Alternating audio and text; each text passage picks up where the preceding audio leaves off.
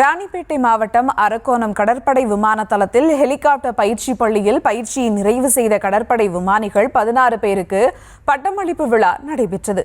இந்த நிகழ்ச்சியில் கடற்படை வீரர்கள் மிடுக்கான அணிவகுப்பு நிகழ்த்தினர். அந்த காட்சிகளை தற்போது பார்க்கலாம்.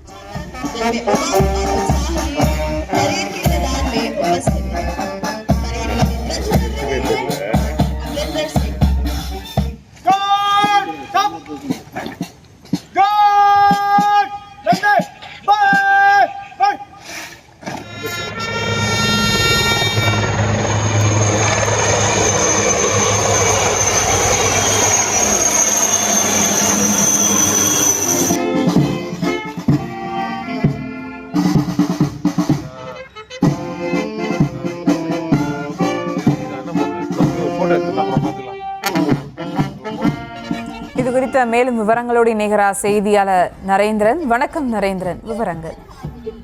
நிச்சயமாக ராணிப்பேட்டை மாவட்டம் அரக்கோணத்தில் உள்ள ஐஎன்எஸ் ராஜாரி கடற்படை விமான தளம் இயங்கி வருகிறது.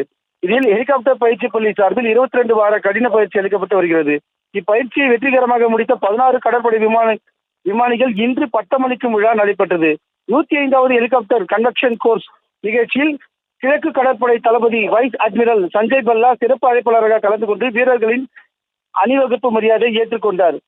அதனைத் தொடர்ந்து வீரர்களுக்கான அணிவகுப்பு பார்வையிட்டு பயிற்சி நிறைவு செய்ததில் சிறப்பாக செயல்பட்ட வீரர்களுக்கு தங்கச் சிறகுகள் கோல்டன் விங்ஸ் வழங்கப்பட்டது.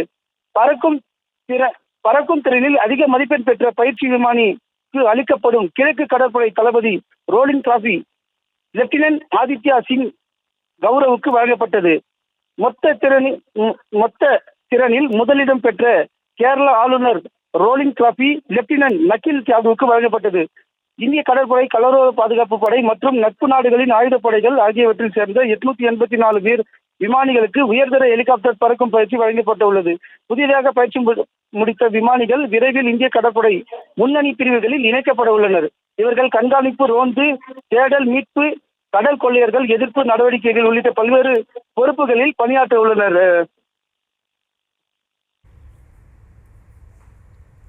விவரங்களுக்கு நன்றி நரேந்திரன்.